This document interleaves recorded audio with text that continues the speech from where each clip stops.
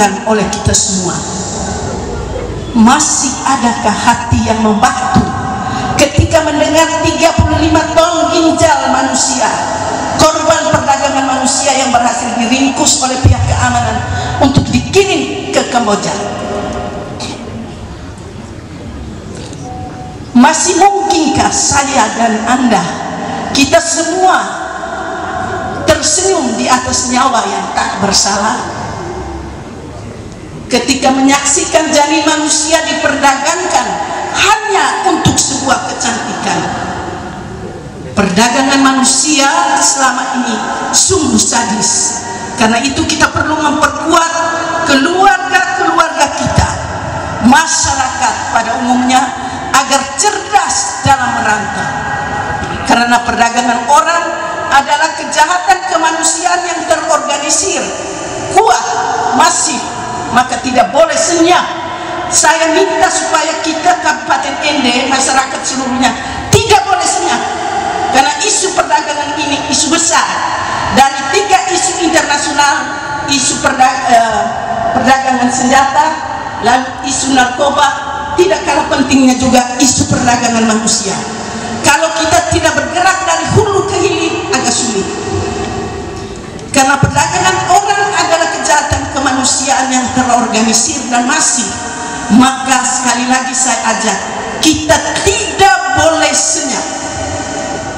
Bapak Bupati Kabupaten Ende yang terhormat, izinkan saya untuk memohon beberapa hal penting dan mendesak demi Ende Baru, yaitu 1, kita butuh perda, kita butuh perbuk, kita butuh serta perdes bagi masing-masing desa.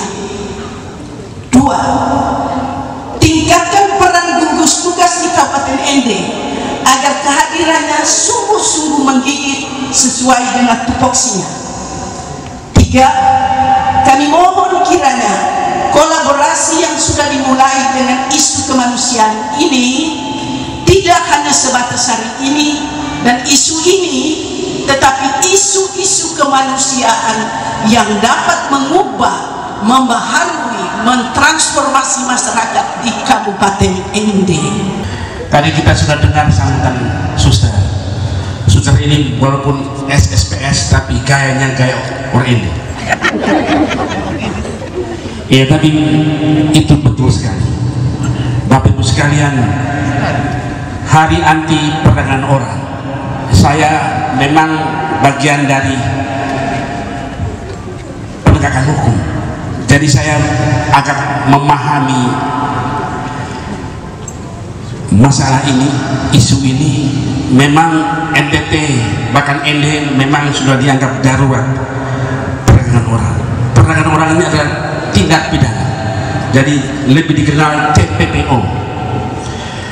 Bapak Ibu sekalian, persoalan perdagangan orang hanya ada 2 poin. Yang pertama adalah penegakan hukum. Ya, ini orang ini tidak pernah sadar dan tidak pernah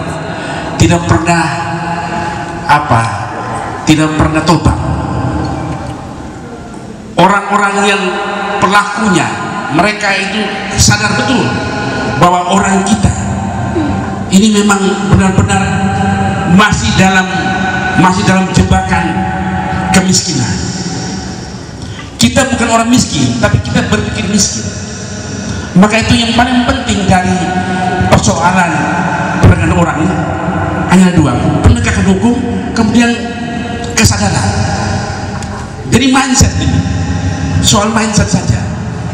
Orang Jawa datang ke Ende bisa hidup, bisa jadi kaya. Kalau soal ekonomi, soal kemiskinan, omong kosong. Kita punya peluang, ada semua di sini, pekerjaan ada, tapi bagaimana kita bisa berpikir kaya begitu, jangan berpikir miskin. Itu yang penting. Kita malu pun jadi tukang bakso, kita malu jadi tukang ojek, orang lain tidak. Oleh karena itu Bapak Ibu sekalian, semua ini merasuk semua di kehidupan seluruh kita.